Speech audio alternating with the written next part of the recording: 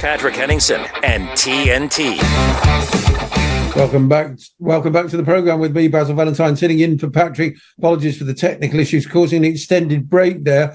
Before I bring on Professor Tony Hall, Emeritus Professor from the University of Lethbridge, here are a few clips from the X platform showing some of the protests and events in Washington over the last several hours. Benjamin Netanyahu due to address Congress roundabout now, in fact.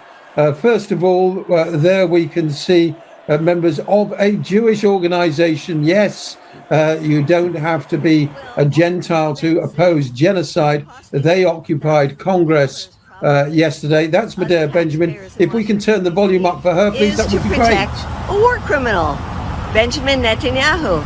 So imagine they were yesterday putting up all of these fences on this side, and it goes around a huge swath of the Capitol because they're afraid of nonviolent protesters who are going to be saying that we don't want a war criminal to be in Washington, D.C. In fact, we think he should be somewhere else, like The Hague, being arrested for war crimes. But instead, there is all this protection. All that protection for a war criminal. Most people don't actually believe in slaughtering children and mutilating others. I think a child has been killed in Gaza every 10 minutes or something like that since these atrocities began. Hundreds have had limbs amputated without anesthetic. The Israelis take the anesthetics off the aid trucks, Anthony, if you can believe such an inhuman thing. But we do have heroes and heroines like Medea Benjamin, who we can only hope, going back to what you were saying this morning, will lead the global uprising that's needed to get these ghouls out of our way so that we can live in peace and prosperity.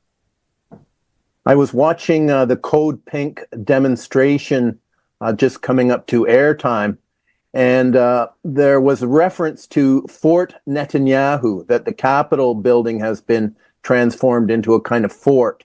It's highly militarized, and of course the whole society is becoming highly militarized under the likes of Netanyahu and his puppet to Biden, who he more or less manipulated. So it's very moving to hear the organizational level. There was 7 major unions on the platform, people speaking from 7 major unions. And there was a lot of discussion of how over the last month, the dirty tricks to try to prevent this organization from taking place. And of course, this concept of arresting Netanyahu, we can look to authorities to do it. But in the final analysis, when the law enforcement agencies don't enforce the law, it's left to citizens. And the Genocide Convention criminalizes not only the act of genocide, but the complicity in genocide. And the way I look at that is that if you know a genocide is being committed and you don't do anything about it, you as an individual or as a corporation or as a municipality, you are... Or indeed as a government. And of course, we assume that the governments must do this, but when the governments are in fact showing complicity in genocide and therefore breaking the law, it's up to we, the citizens, or we, the organized people, however we see that organization, to intervene in some way. In 2009, my colleague and friend Splitting the Sky attempted a citizen's arrest of George W. Bush. And although he didn't get to, apprehend Bush, he was arrested in the process. But the crime, he was charged with a crime, and the court procedure, Cynthia McKinney came in. I was going to be an expert witness in the case. The criminal proceedings against Splitting the Sky, in fact, we transformed it into a kind of hearing on war criminal George W. Bush. So the fact that, war criminals, these are people who help child soldiers in, say, Congo or Africa. It's meant, to be a low-level procedure. But this is really the first time we've seen a real major initiative where the big boys, the Israelis and the U.S. military, are actually in line with being criminalized by the international courts that haven't done a good job in the past. But now this neglect of this Israeli contempt for the three actions that the Israeli government is facing to do with the illegal settlements, the fact that they are on trial for genocide, the fact that there were provisional measures that were ignored because to stop this plausible genocide, which couldn't be, it has to be proven over a long period of time, but the emergency measures type of thing, there was contempt for that. And of course, this great contempt for the ICC, which has been infiltrated and turned over. And, they're trying essentially to delegitimize the court from within, to cause the officials within the court to feel fear and intimidation and try bribery on them and such. And this is coming from Mossad. This is coming from Netanyahu himself and the people around him. So this contempt for international law, we the people have to do something about it. Yes, and the previous Conservative administration here in Britain had been given permission to challenge the ICC's jurisdiction over Israelis. Quite extraordinary stuff. Labour had signalled that they were going to drop those objections, but that's currently a moot point. We don't know what's happening. What we do know is that over the last 30 or 40 years, the Foreign and Commonwealth Office, indeed much of the UK national security state, has been captured by Zionists one way or another, and that wasn't always the case. Indeed, in addition to arresting people, Tony, we need a prolonged de-Zionization, just as we had a denazification of Germany. This is what Professor David Miller is saying, because you're dealing with an ideology which is inherently genocidal. The Israelis have made that very clear in recent months, and they keep doubling down on the rhetoric whenever challenged. So, is Netanyahu going to talk about Amalek and human animals in his speech to Congress? No doubt he will tone down the language and talk simply about terrorists. But it's very obvious that this is an exercise in ethnic cleansing. And what's more, I think it's worth adding a point that John Mearsheimer has made, which is that the likes of Netanyahu actually seem to revel in the degree of suffering they cause to the Palestinian people. Yes, deterrence. Now, this issue of Zionism, and a lot of friends of mine, they insist on using referring collectively to the Jews. They think that referring to Zionism is kind of a cop-out. It's kind of an attempt to make it safer to do free speech. But Zionism is a very interesting movement, and we do see, I think, an indication that within Zionism there is a kind of fundamental split developing.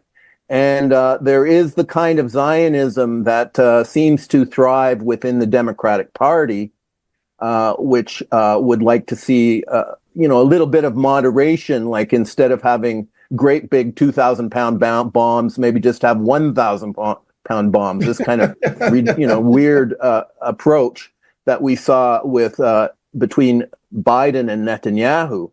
But it seems that Trump represents a kind of a more ruthless form of Zionism. And that's why Netanyahu apparently wants to work with him. And it seems to me that we can anticipate or surmise that what is really going on is discussion between Trump and Netanyahu. If you come in and, as Trump would say, help Netanyahu finish the job, finishing the job involves Iran. It involves Hezbollah. It involves the Houthis in Yemen. It involves Shia militia in Syria and Iraq. In other words, will the U.S. sign on to use its military muscle? Of course, after 9/11, we had a phenomena called wars for Israel. It didn't start after 9/11, but this concept that military muscle of the United States is mostly a resource available to Israel to carry out its militaristic objectives. So, are we seeing within Zionism some kind of growing division? But the Zionist concept itself, which, really goes back to this chosenness, going back to Abraham, that there are certain people chosen by God for their own, destiny, to serve democracy. This was very much in the history of the United States as well, the history of the Old Testament, and that New England was kind of a New Jerusalem, a place, a special land where the Israelis, the chosen people, would carry on. Even South Africa had that similar approach, that we, the Dutch Reformed, saw themselves as chosen people. So Christian Zionism sort of brought back this obsession with chosenness. And it seems to be so deep in our society that there is this assumption that, yes, there are chosen people and they are not subject to the same rules. We see this going on as this is going on with Netanyahu in Washington. Consider the Olympics. Consider Russia had to face sanctions in the Olympics. It can't fully take part in the Olympics, although the individuals can. But there seems to be impunity for Israel even within the Olympic movement. And so it's almost like we do actually live in a kind of theocratic society now, where we say that we have equal laws for everybody, but we don't really mean it, and we don't live by it, and we don't adhere to it. And now this whole issue is really on the line here, and we can see it very clearly. And are we going to accept that our governments really are not committed to uphold the law, equality before the law, the rule of law?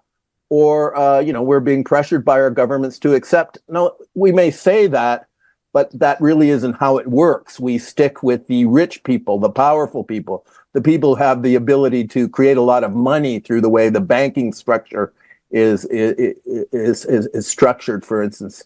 What is it that enables this Zionist lobby to control, all three candidates in the United States, Kennedy as well as Biden and Trump? In your country, Starmer and the conservatives. There's no possibility in France. There's no possibility to have a real viable political movement without embracing Zionism. They seem to have a vetting process, of so much access to money that they can simply buy politicians, and politicians need that, embrace that. So, it's really an ugly day. The U.S. congressmen, we now know, have their own APEC babysitters. They have their own, each have their own individual person following them around, making sure they adhere to the policies that Israel proposes and funds and stresses. And if you violate those principles, you can't really get elected in the U.S. system, or the British system, or the Canadian system, or the German system, and on and on. No, absolutely. Look at Jeremy Corbyn, a lifelong supporter of Palestinian human rights, politically assassinated for his support for Palestine, and smeared, obviously, as anti-Semitic. He failed to fight back. He wasn't really a natural leader. And he famously said, "I don't do conflict." He should really have counterattacked and said that these vicious smears to denigrate me are coming straight out of Tel Aviv because I'm a supporter of Palestinian human rights. But he wasn't prepared to do so, because until very recently, if you said something like that, all that would happen would be that they doubled down on the smears. Very quickly, we haven't got much time left, unfortunately. But the events of the last few months have at least allowed some of these things to be brought out into the open in a way they never were before, Tony. Corbyn, of course, is a very clear case of the necessity to get on side with Zionism, or you can't have a political career that leads to, victory and leads to power. Leads to power. But nevertheless, he got more votes than his Labour competitor by a long shot. Today's News Talk Radio, TNT.